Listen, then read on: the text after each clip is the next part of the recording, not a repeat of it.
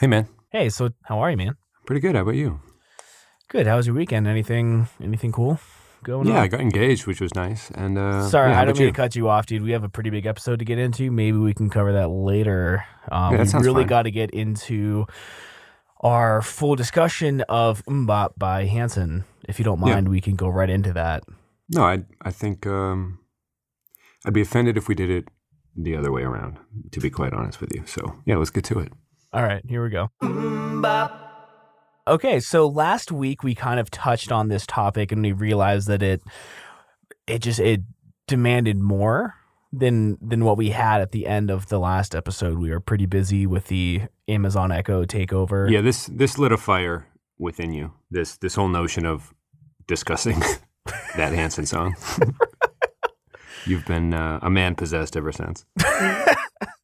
Yeah, so you started kind of reading off the lyrics last week, and I don't think I've ever actually heard the lyrics in the 20 years that this song has been out. And yeah, It changes things. It does. Yeah. So should we start off with a now full you reading? know? Now you know? Okay. We'll start off with now you know. I wanted to talk a little bit about the song here. I don't have too much, but I've got some things. Also, I wasn't joking. I did get engaged last weekend. We don't have time, Pat. Yeah, that's fine. Okay. I just want to be clear. Okay. So this song, Mmmbop, was released Came out 20 years ago, 30 years ago. 30. 20. Oh, okay.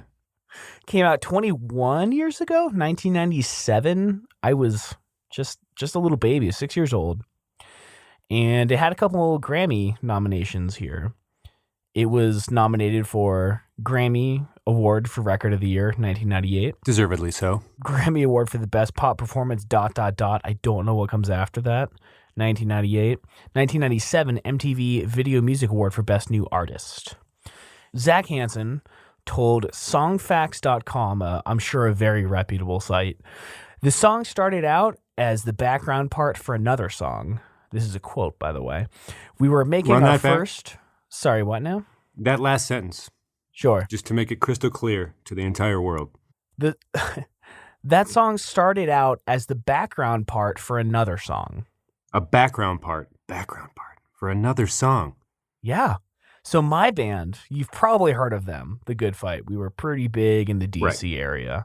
Right. We had a riff that was going to be the riff from one song as part of a bridge, and we realized it was just too damn good. It had to be its own song, and we wrote an entire song based on that riff, so I totally know where Zach Hanson is coming from here. Right. Same thing. Totally. It's weird because we both experienced about the same levels of success, so I know exactly what he's talking about. People cherished Swan Song, as it came to be known as, from that one riff that started off, again, as the background part for another song and then became its own. So, Zach goes on to quote, "We were making our first independent album and we were trying to come up with the background part. We started singing a slightly different incarnation of what is now the chorus of Mmmbop that sort of stuck in our heads but never really worked out as a background part. Over a couple of years, we really crafted the rest of the song, the verses and the bridge and so on. It was something we almost stumbled upon." So the first thing that I want to address is that it took them years to write the song Mmmbop. Okay. How Which do you is feel? jarring to hear. Right. Have we done the math on what percentage of the words are just Mmmbop? Ooh, we can definitely do some quick calculations here. I have the lyrics pulled up, and when you look at the lyrics laid out, I'm going to go with at least 50% Okay. of Yeah. either being Mmmbop or doobie-da-ba-doo-bop. That's right. We'll tweet it out Okay, right before we release the episode. sure. And once we edit all this together. But At _ reminiscent FM. so just to recap, about half the words are the non-word, Mmmbop. And it took them how long to write? Several years?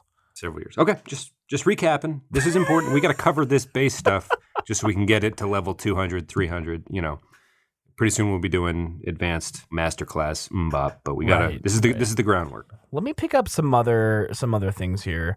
Hanson took a cue from Kiss when it comes to marketing and set up their own brand distribution as an assortment of products, including the Hansonopoly board game and shouted out guitar picks. In 2011, they announced that they would be selling in... Oh, yeah. In 2011, they announced they would be selling an India Pale Ale beer called Mmmhop. Mm.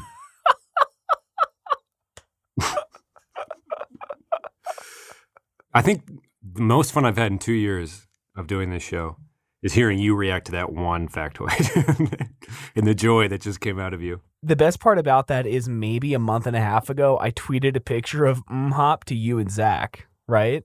You did? Yeah. I did not see it. Oh, God. Oh, Jesus. Did you tweet it? Who'd you tweet it at? No, I texted it to you and Zach directly. Oh, well, sorry. I don't remember. Oh, I do have another quick... The joy is gone. Just like Tom, totally high, up at 10, reminding himself that Mmmhop exists, the IPA based off Hanson, to the fact that I forget a text from several months ago, immediately down to 0, maybe a 1 out of 10. Just total loss of joy and happiness in this cold world. And I'm sorry I had to do that to you, but I just don't recall it. I'm very sorry. It does sound very interesting, and I'm sure it's tasty as well. Okay. I got 2 more facts here. There could be 12, 22, anything that ended in a 2. We're already like 7 minutes in here, so we gotta get going. Tom, did you think we weren't gonna take this Mmmbop episode seriously? I don't give a how many minutes in we are. We're doing this right, okay? Okay, so the song, as you've already heard, if they name a beer after the damn song, it's gonna get mentioned. All right, it's just part of it, okay? So everyone at home, just buckle up or go back to an episode you haven't listened to yet, because there's a pretty clear fucking picture about what's coming for the next half hour, and it's going to be exclusively a discussion of Mmmbop by Hanson, released in 1997, as we've mentioned. So, Tom, apologize no more. Sure. Let's just continue on and do what we do. Sure, I do apologize. Oh my God. This song... Damn it. This song was nominated for a Grammy, as previously discussed, for Record of the Year, making Zach Hanson the youngest person ever nominated for a songwriting Grammy. Hanson performed the song at the ceremony in 1998 and consequently did not win. Is he any further in the EGOT race since that very young head start? I don't even know what you We'll tweet it out before we release the show. Okay. All right, and the last thing here. Experienced songwriters like Desmond Child and Barry Mann, who I'm sure you've all heard of, helped out with the album. But this song was written entirely by the Hanson brothers.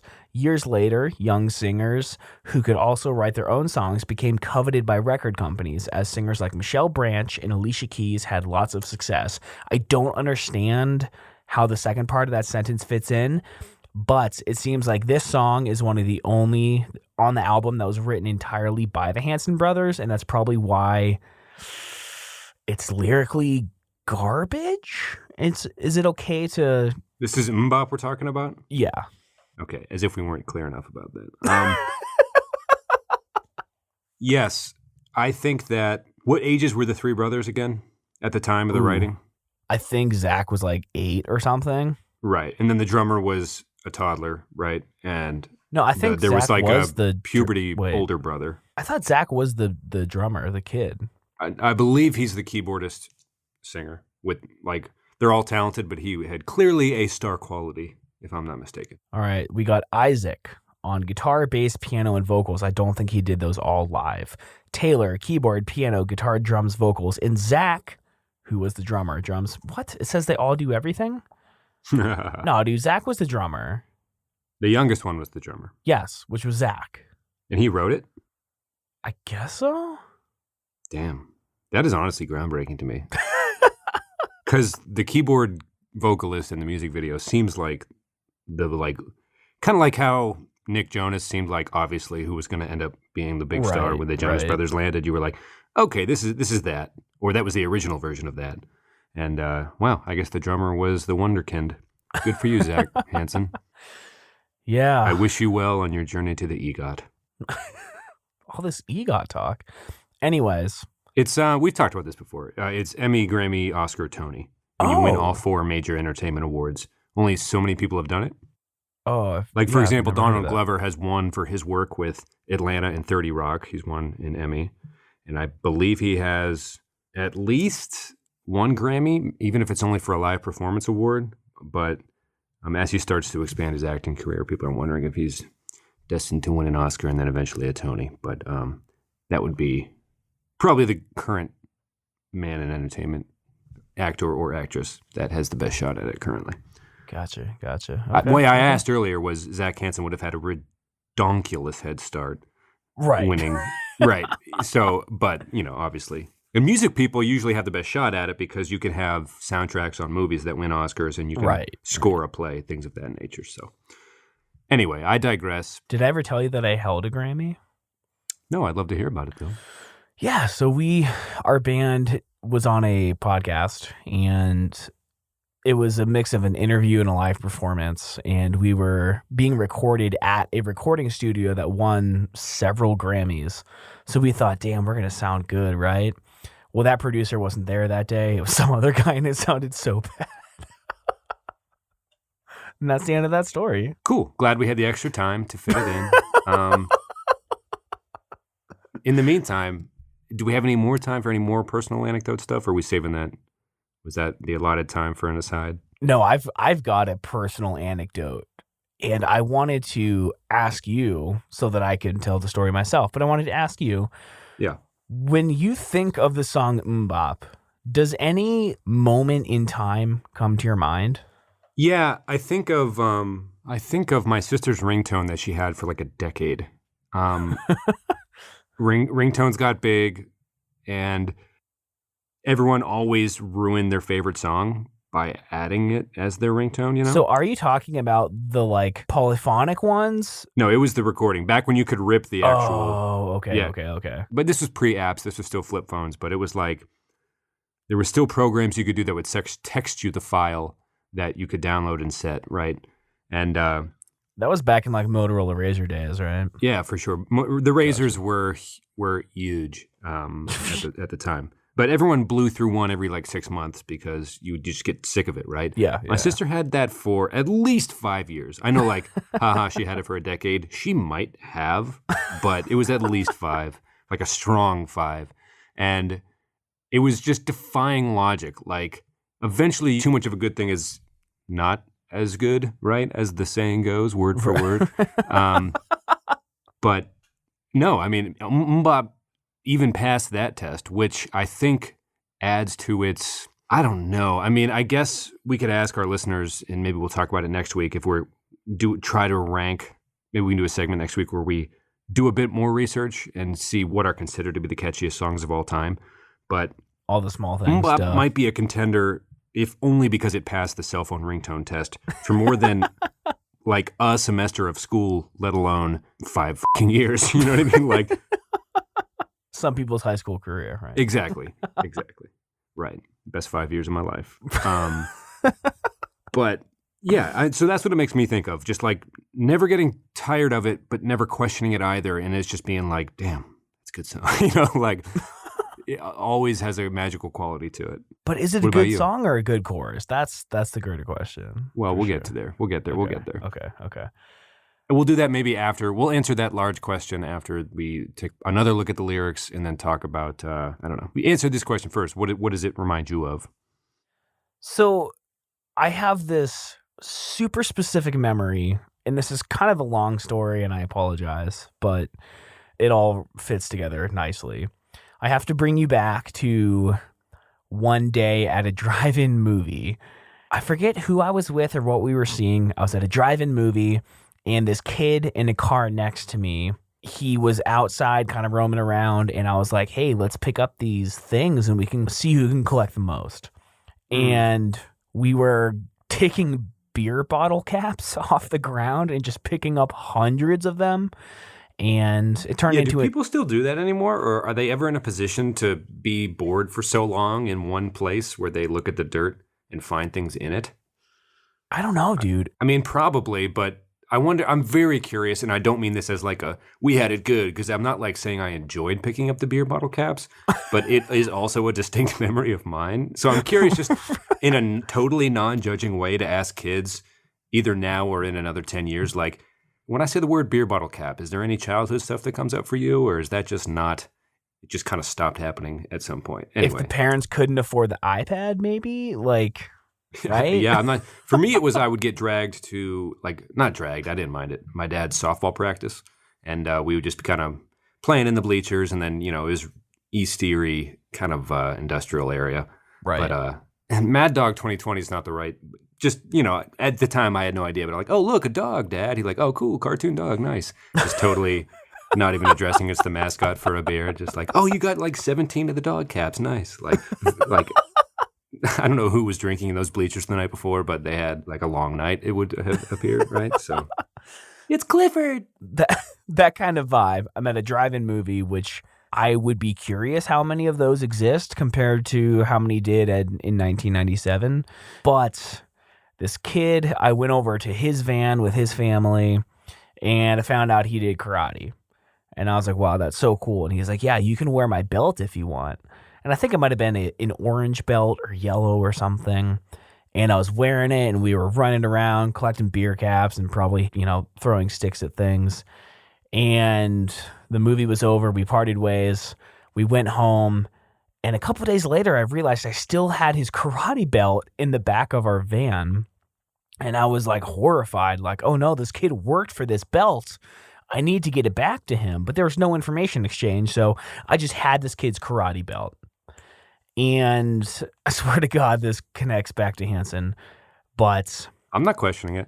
I think it's been set what this episode's about, and I trust you, and I have the utmost trust in you. So I don't remember what happened between then and the night when my sister's friend Kara was at her house. My sister, myself, maybe Ricky Majeski. I don't quite remember, but we each picked who we were in Hanson, and we airbanded the song several times, I'm sure.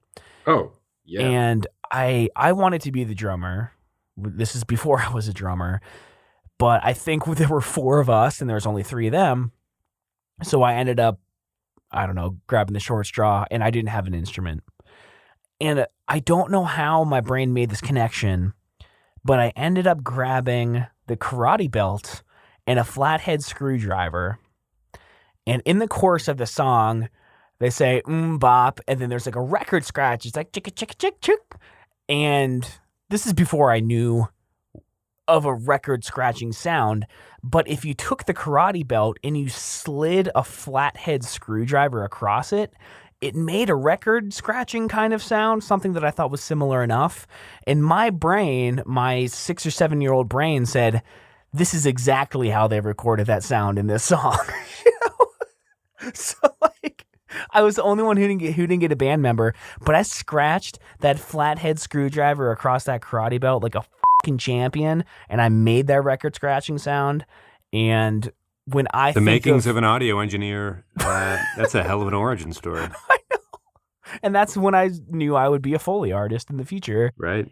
But yeah, when I think, honestly, when I think of Mmmbop, I think of that because the song was brand new. I think we had we had the full album. My sister had the full album. Oh my God, another story. She will kill me if I don't tell this one. Several years later, I'm a teenager, and I asked Caitlin if I can have her Hanson CD. And she says yes. And I went upstairs and I broke it in half to see if you could break a CD. And she was pissed. And she's like, what the hell? I was like, well, you said I could have it. She's like, well, I wouldn't have given it to you if I knew you were just going to break it. And to me, it just seems so rational. Like, you said I could have it, so I broke it.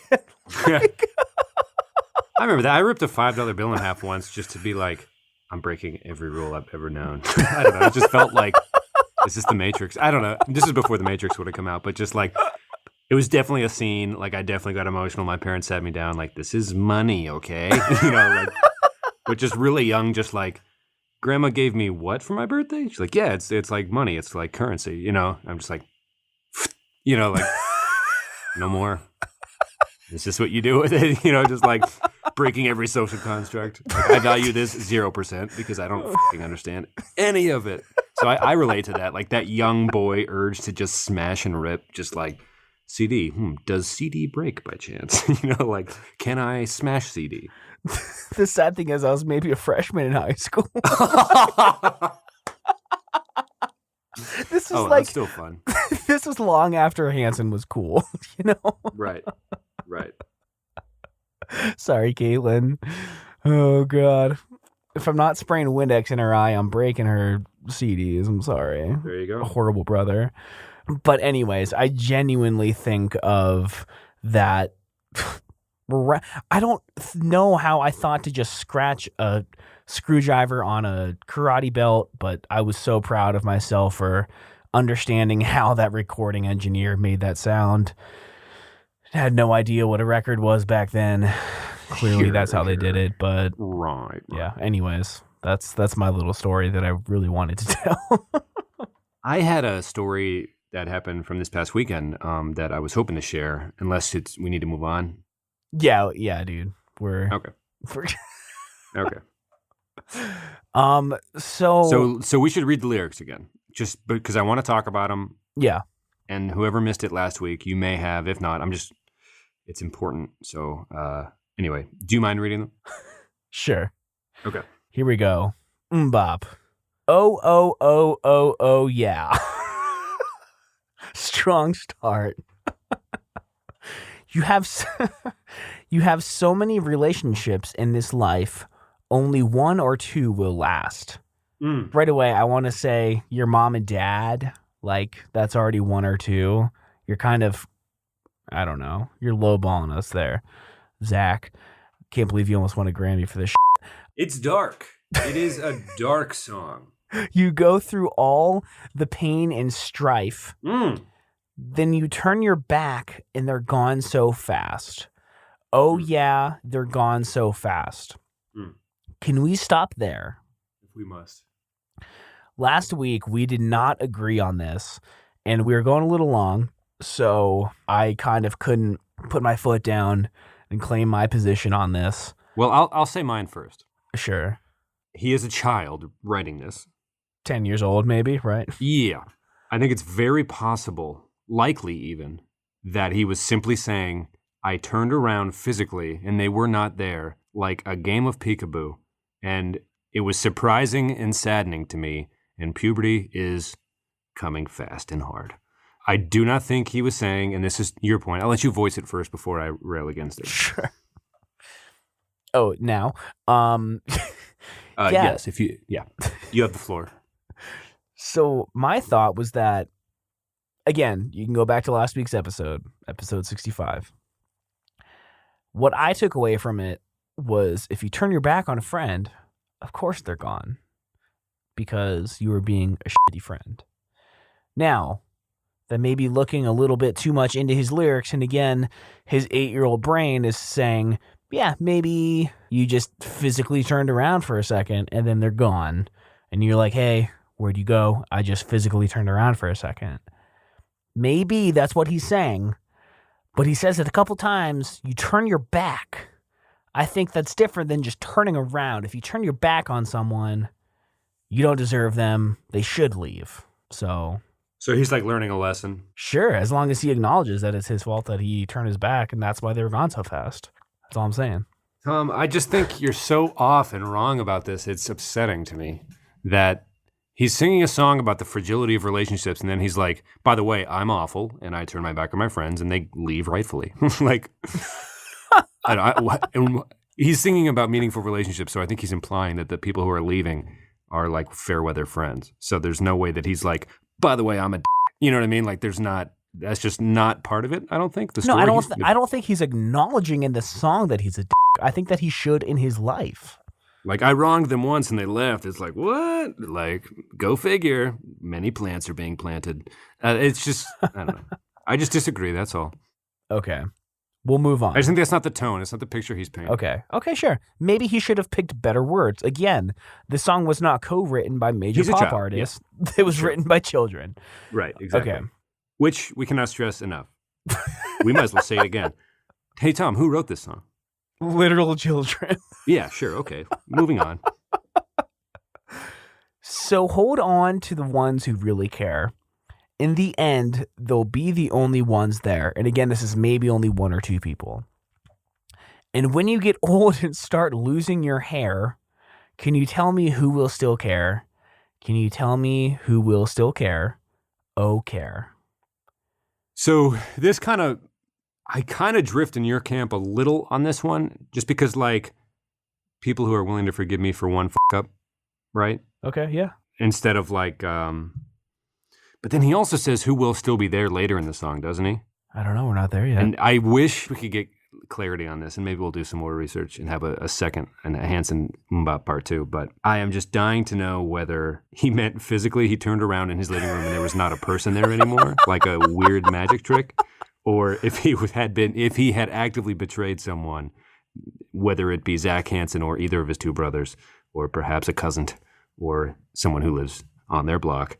I don't know. Is this betrayal or just twiddling his thumbs on a day, just walking around a beach with his brothers, thinking about stuff? So I have another issue with this. Is it a stanza? Second half of the verse 1, part 2, we'll say.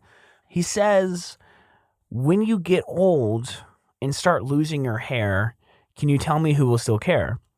I think this says a lot about Zach Hanson, and perhaps he's slightly ageist. Oh, God. Because he's kind of hinting, if you're losing your hair, you don't quite deserve people to be there, but the good friends... I remember why Stop, I Pat. disagree with Stop. you on this. But the good friends will stick around even though you're losing your hair. You're kind of losing your edge. And as someone who has lost a significant amount of hair, I have concerns that Zach Hanson is ageist. I remember why I was so mad at you last week. It comes back to the root, man. A child wrote this. Of course he's not talking about betraying anybody. He just rhymed a word, and the hair was a word that rhymed. And he's like, I wonder if old people have friends. You know what I mean? Like, just let it be what it is, and it's delightfully catchy. Yeah, all right. It's all coming back to me. Okay. No, he didn't betray anybody. No, he's not one thinking that deep. I do not believe. And yes, he's just kind of wondering if old people have friends. I think that is my take. That's my stance on this. All right, let's get to the chorus. And no, he's not ageist, and that is just such an absurd addition. Such a strange word to use. I'm glad you did, but you have reminded me that. Oh God. Let's go. Okay. Keep going. Into the chorus. Yeah. I've got some issues with this chorus. Okay. Mmmbop, ba-doo-be-dop, ba-doo-bop. Ba-doo-be-dop, ba-doo-bop, ba-doo-be-dop, ba-doo. Yeah. Mmmbop, ba-doo-be-dop, ba-doo-bop, ba-boo-be-dop, ba-doo-bop, ba-boo-be-dop, ba-doo. Yeah. I'm assuming you can guess my issue is that none of these are real words. And I'm wondering if he's now ableist and he's making fun of people who don't know the English language. You're trying to upset me, I think. And the fact of the matter is, I think it's just one of those, like, I'm going to whistle through the day and keep my head up things. Like, well, even if I do lose my hair, I can always have Mmmbop. And he Mmbops through the bad day and all the dark, weirdly morose thoughts. But now we move on. Yes. Said, oh, yeah. And in Mmmbop, they're gone. Yeah. So now, as I said last week, Mmmbop is now a measurement of time. It's like a New York minute, Tom. Anything can happen in an Mmmbop. And it turns the upbeat Mmmbop in the chorus into an Mmmbop, they're gone. It's because you turned your back, dude. Quit being a bad friend. I don't know. Right. You know, there can be sadness in this world, but there can also be Mmmbop. Let's move on to your favorite verse. This really fucks with me. Plant a seed, plant a flower, plant a rose. You can plant any one of those.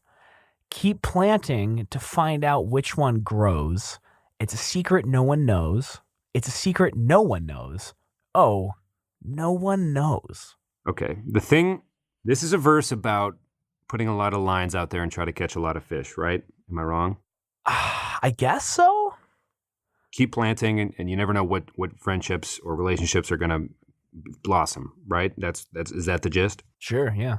Okay. The mistake here with me that really just, maybe it's been discussed before and we just haven't found it. And it probably has several times over. Because again, this is 20 years old. And also, I'll say, who cares? A kid wrote it. But the three things he uses to describe it could be the same plant. So it's like a seed could grow into a rose, which is a flower, right? So I don't know. It's a little less snappy to say chrysanthemum, I guess, but like you're like, plant everything. Also, mine is just one, but I don't know. It haunts me. I hate it so much. I can't stop hearing it. Let me go back to say that this is only further proof that Zach Hanson is a bad friend, because he's saying keep planting to find out which one grows, as if he has no say in this. If you're a good friend and you nurture a relationship, all of them will grow. Mm. You don't just take wild shots in the dark and see who can provide for you. Maybe he doesn't have a green thumb. Maybe. I don't know. We got to get him on the call next week. Yeah, for sure.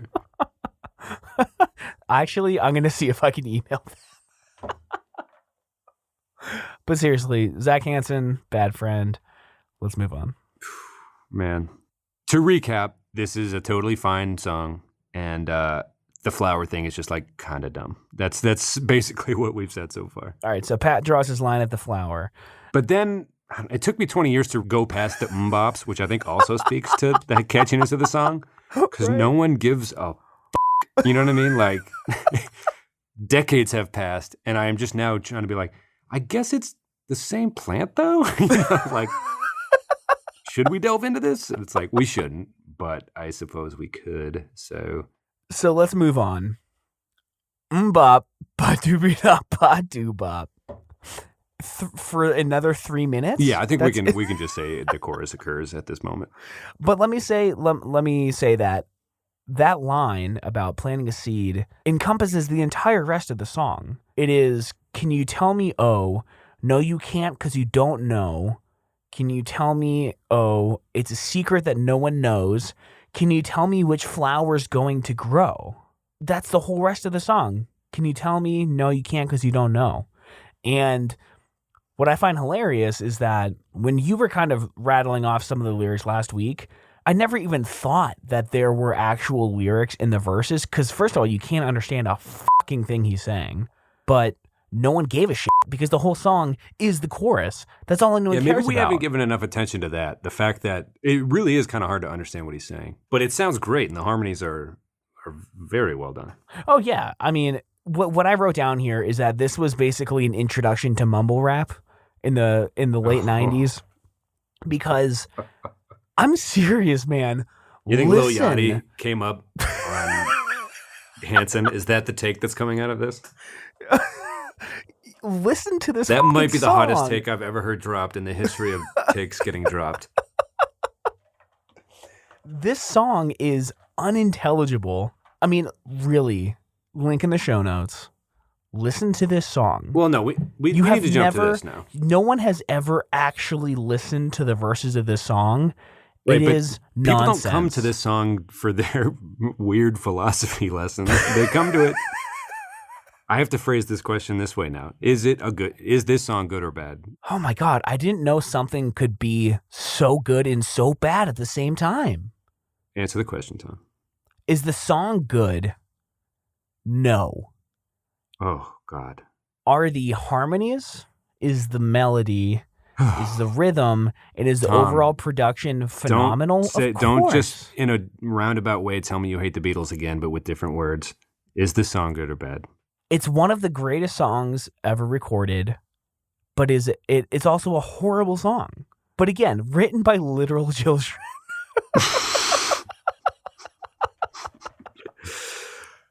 I'm going to say it's good. I'm going to go out on a limb here and say that Mmmbop was good.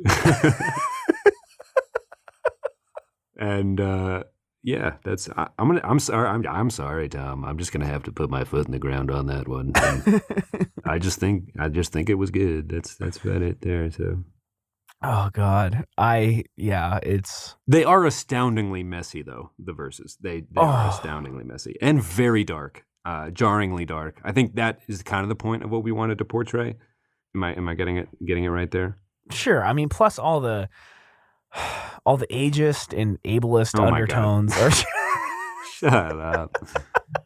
The whole point of this was that in 20 years, like everyone, you hadn't taken the time or heard any of it.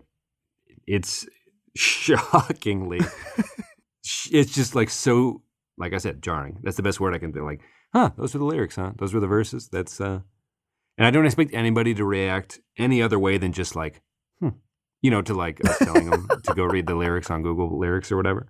But it is something worth pointing out. As you and I, we base the whole show off it, so that's how we feel. I'm kind of concerned that other than the karate belt and your sister's ringtone anecdote, that we just said the same exact shit we did last week. Oh, that's all right. I can't stop thinking about it, though. Oh, who cares? This is important, and I guess it's as important as anything else we've ever recorded is. Is it the catchiest song of all time? Are we in a position to make that claim? It honestly might be top 5. It has to be. It has to be. We'll do more research on that one. Okay. Well, we'll put it up in the polls. There's that when Jim sings to it, not Pam, when he leaves for the different branch, and he's like, love me, say that you love me. That's got to be up there. That's a good one, man. That's a banger. Yeah, there's a lot of catchy ones out there. It's a skating party banger. Yes, indeed it was. Very emotional. Man, 90s songs had like a hint of like weird heaviness, like adulthood relationship heaviness to them, I guess. Yeah, you're not wrong. Anyway, so I got engaged this past weekend, which was nice. Oh, I guess we're okay. I guess we found some time to talk about it. I guess. Yeah, if anyone's still with us. Yeah, dude. So I found out because your fiance posted it on Facebook after I had been talking to you all day about Carnage stuff. Yeah. You were texting me about submitting Ron Carnage, the Thinker Boy, the book from your podcast network, to publishers. And got it off to another publisher. Nice. We should talk about it some other time, maybe. But I didn't bring it up, which is my fault, but I was still kind of on cloud nine. It hadn't really sunk in, I guess. And she posted it, and people started texting. You called, which was nice, felt the love, and that didn't stop until like Sunday night, or tonight, really. I actually haven't heard any of the story because I wanted to save it for the podcast. Can you tell me everything? Because we had been talking about it for weeks. Like I knew for months, actually, that you were planning on it. There were failed attempts to go out of town to do it. Well, I wouldn't say failed attempts, just, trying to plant seeds of stuff that could maybe grow into something bigger that got not shut down immediately. And that's probably too strong of wording for it, but just kind of like, I don't know.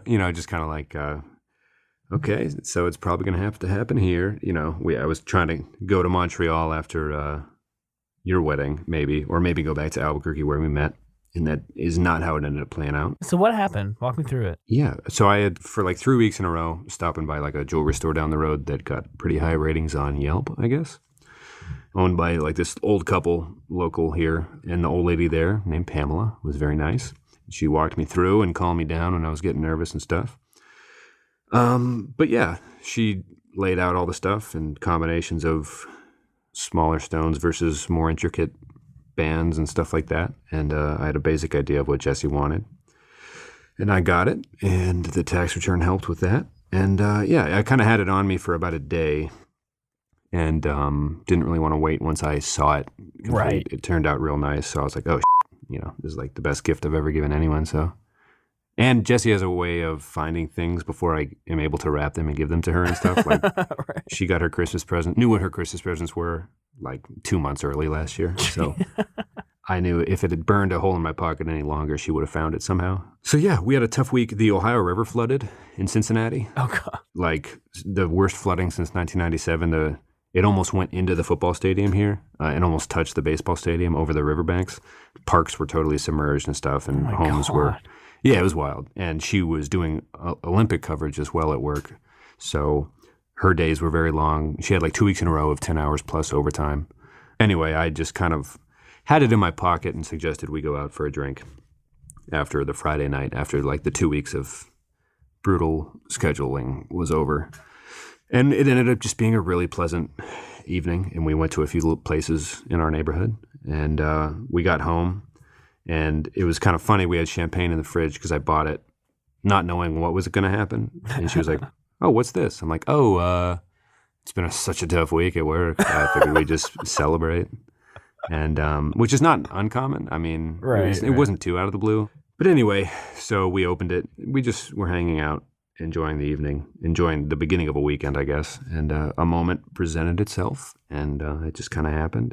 And then, kind of the element of surprise helped me a lot. I think the ring did most of it, actually, because she just started kind of looking at it on her finger, which was a good, happy moment, part of it. So, right. But yeah, it was just very nice. And then we fell asleep, and it was blissful, and we woke up, and I had scheduled like an improv class, like a workshop to try, because we've been trying like cocktail making classes and all these classes, trying to get like in tune with our city, because we're still new here kind of.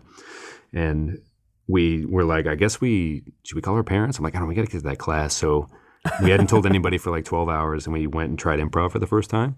And that was fun, but also, kind of an odd first act to do as an engaged couple. And we did okay, but we also bombed a little bit too. I don't know, it's just like fun, like-minded people trying to be funny.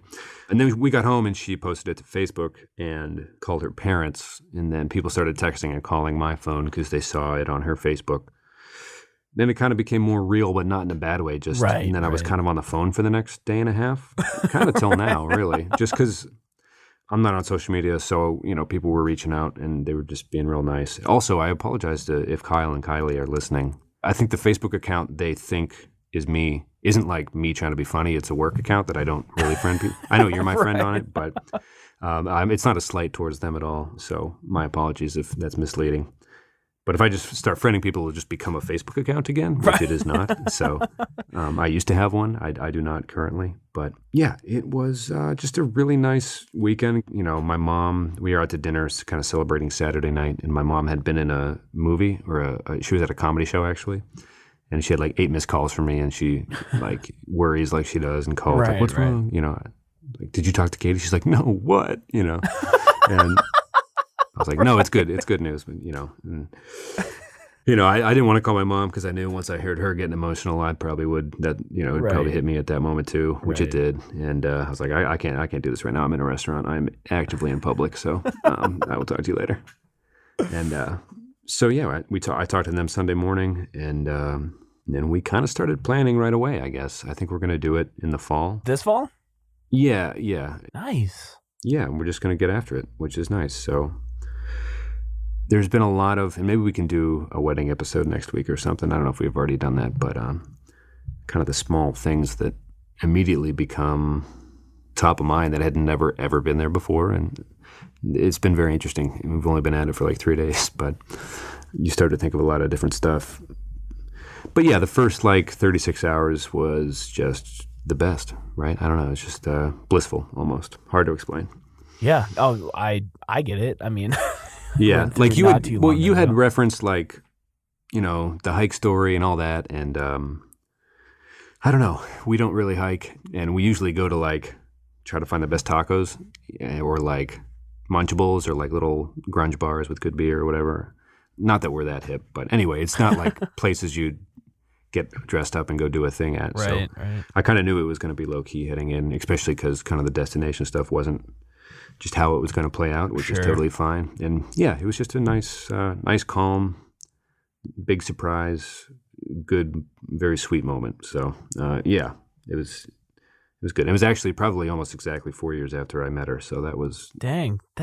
Man, I'm so hyped. That's so cool. Yeah, you called. You were upset, I think, when you called.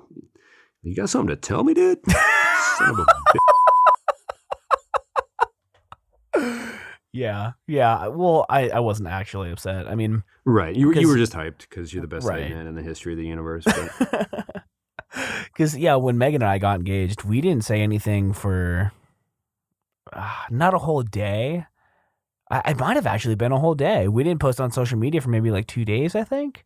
Right. I mean, it's weird because there's no like biological response to like, I have to inform people about this. You know what I mean? You're just kind of like swimming in it. You're just like, yeah, like this is the best. And you're like, I guess I should tell my mom.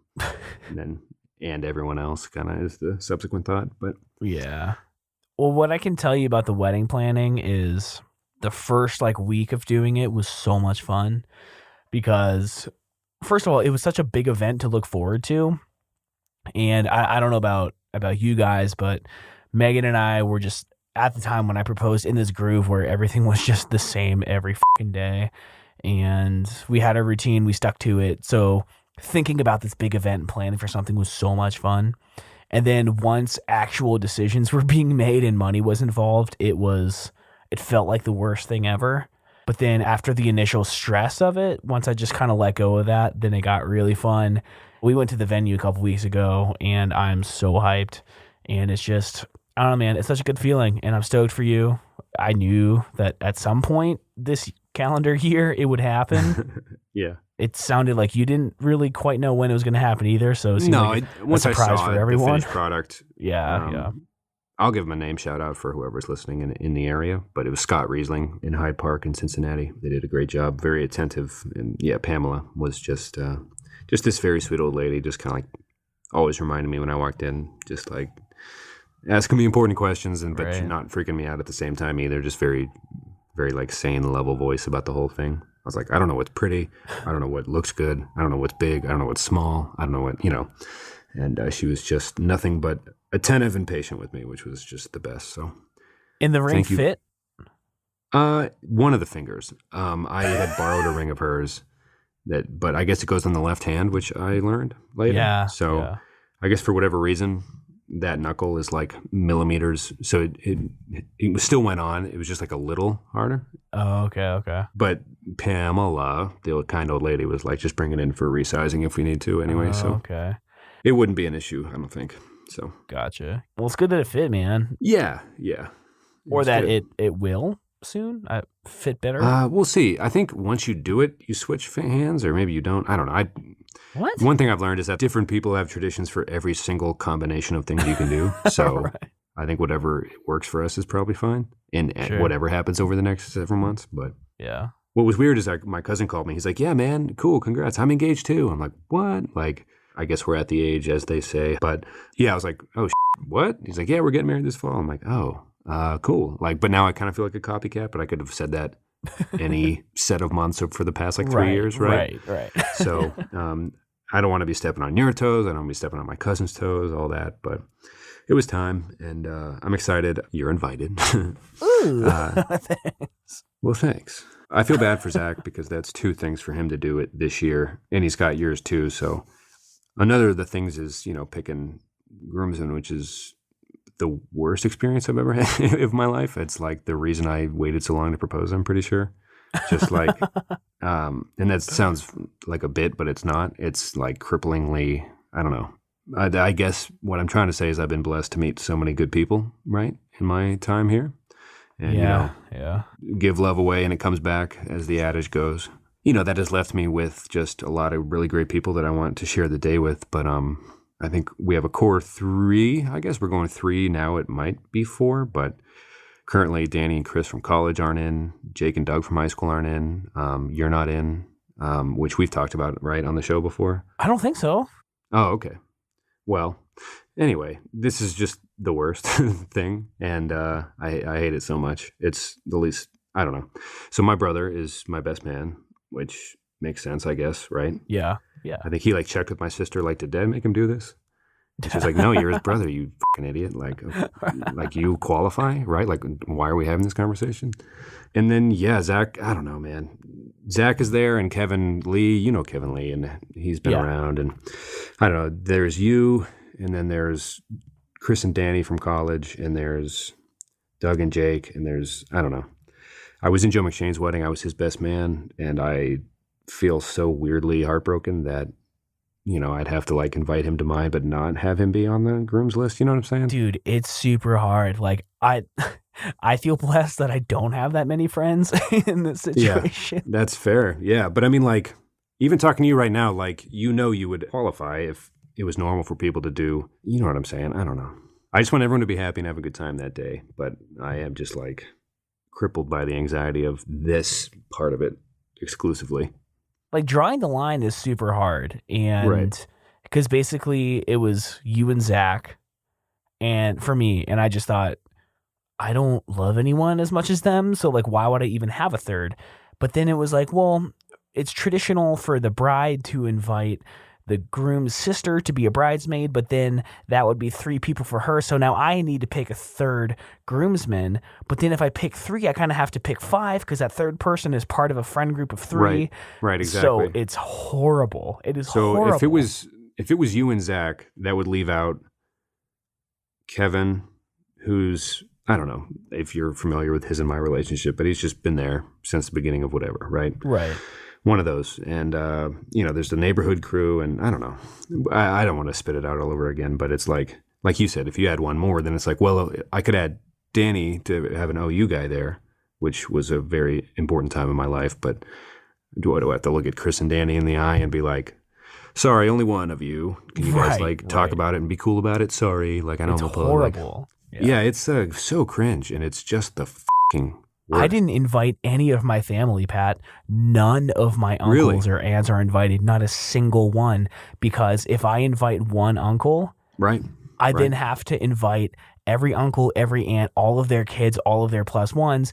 And then my family is so big that it goes from 50 to like 150 people. Right. And we're capping it at 75. So in order to get away with 75, I couldn't invite anyone in my family. Right. So it's hard. It's really hard, man. Yeah, it is. And it's that part so far has been just so strange.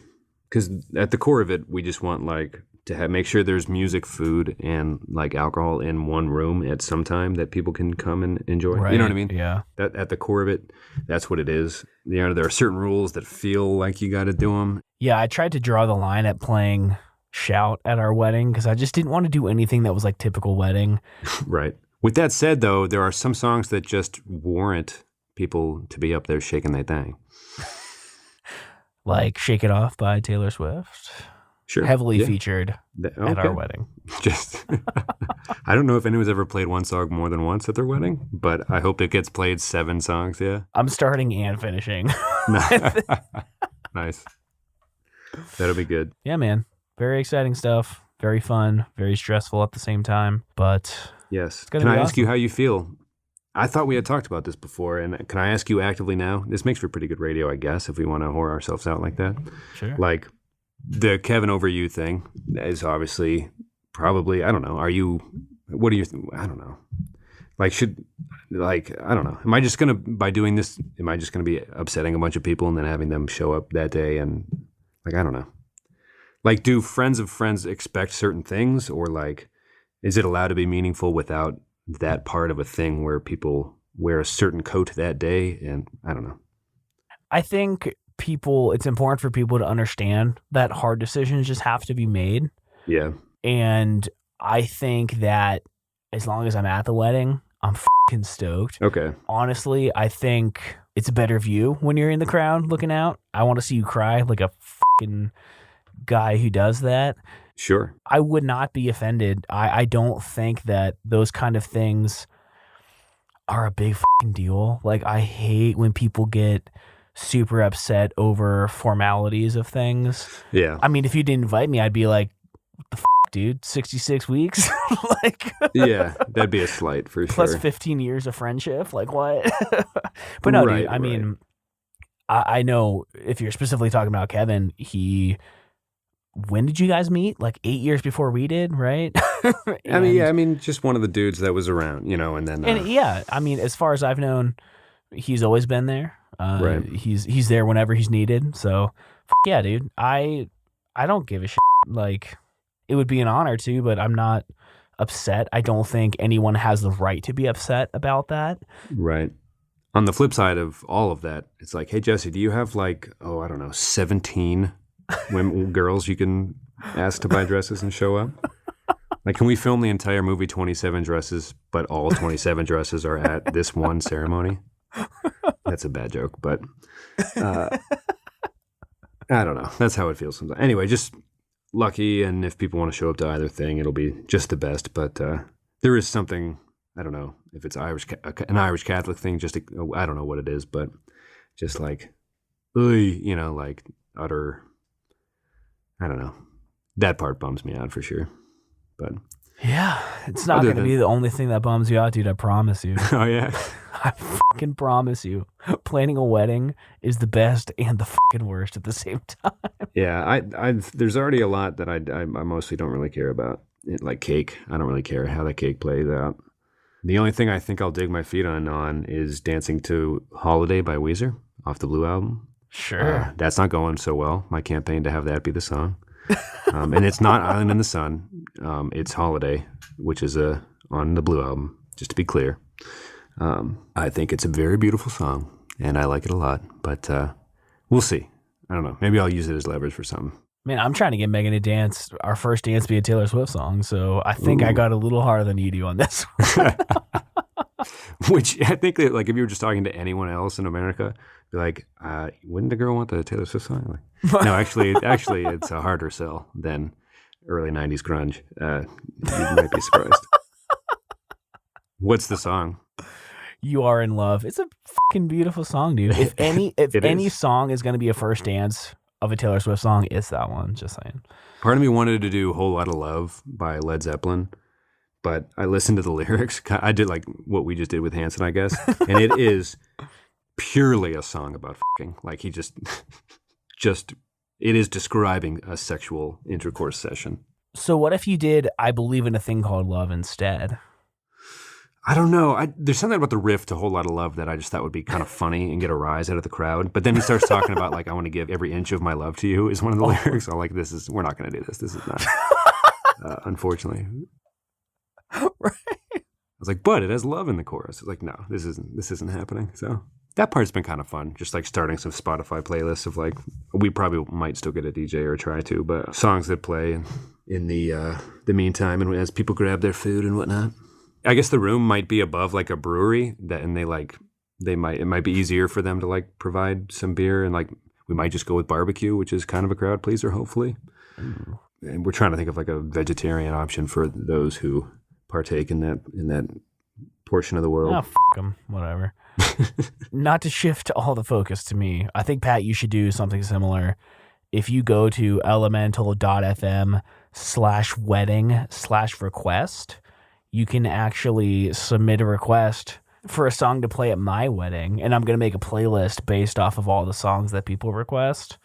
And I'm my cousin Bethany did that, and everyone was shaking their tail feathers all night. So I think that is honestly a surprisingly effective way to ensure your guests hear something they like. So, also, if you want to donate to our honey fund, we will take all of your money. But wow, this episode is my mom was not pleased with that new idea. She's like, "What? No, you can't. No." I was going to ask you about that. Do people do that now? That's just like a set, because I mean, like, we live together and we have knives and we have lamps and we have toasters, but it also feels weird to be like, money, please, like John Ralphio's sister in Parks and Rec, you know? God, I love her so much. Oh, it's the best. So that's kind of not a point of contention, but just kind of like, how do you? But then also, like, is them traveling there part of the gift? And you're just like, it's cool, man. Let's just share this day together. No, it is very hard. Like, I'm not going to ask you for fucking money for our honeymoon. Like, if you come out to that wedding, between you and Jesse, it's easily over $500. I don't want to ask you for money. We don't need monogrammed hand towels, right? And again, we're not, for all you monogrammed hand towel fans out there, we're not trying to hate, okay? They have their place and they're lovely. But I'm picking up what you're putting down. Right. So we have tickets booked to Kauai for our honeymoon, and that's pretty much all we have right now. Like, we don't need things. Again, like you said, we don't need toasters. We've lived together for 4 years, almost coming up on 5, actually. Ooh. And we have everything literally that we need. We just want to have a good honeymoon. So it's kind of just like a PayPal thing. If you want to donate, you can. It does feel a little slimy, but we're not going to ask for nothing. Like, we are expecting money from people because that's what they do. That's what they do at a wedding. They give you money. So it's just an easy way to get it. I don't know. Like, right. Yeah. I mean, I feel like anyone under 35 is like, oh, yeah, that's easier and who cares? You know, right? Like, I don't know. Just put some money in a thing. And plus, we are, I think, more inclined to trust things like Venmo. You know what I mean? Like, digitally passing currency is not totally absurd to us. So if you look at our honeymoon page on our honey fund page on the website, I did this thing where I found all these things we want to do in Kauai, and I Googled pictures of people doing them, and then I photoshopped our same faces onto like every single one of these photos. Like it's the same face of ours in every photo. Can we tweet those every day next week, or like the week before your wedding? Can we tweet all the Kauai shots? I'll tweet one right now with no explanation. Matt will like it, and we'll all get a laugh out of it. Nice. I'm glad we can share these moments with all of you. So anyways, very exciting. I was very excited to hear that. Congratulations again. Jesse is cool as f***. Well, thank you. We screamed a little more for yours, but I think it fits that we just kind of golf clapped for this one. But it's huge. It's big. I don't even know if it's set in yet, really. It's been a couple days. It has, but yeah, we're still in the fun, ooh, look at this place phase kind of. But I think we have a date set as of tonight, and I think we're going to move forward from there. Yeah. I think it's going to be September 8th or 9th. I forget, whatever Saturday. Ooh, dude, I got to get my tires rotated that day. Classic joke. Classic. Although that is an important mechanical thing for your car to be done, so I totally understand. I just want to be clear. When I thought about announcing the engagement on the podcast, my first thought was an unlimited amount of club horns. Right. So it was to over-celebrate, but... Should we rain down some? I mean, it's worth being excited about. I'm excited. Do you want to? Should we just play a bunch right now? Yeah. Okay. Pat, tell me, what did you do this weekend? I got engaged.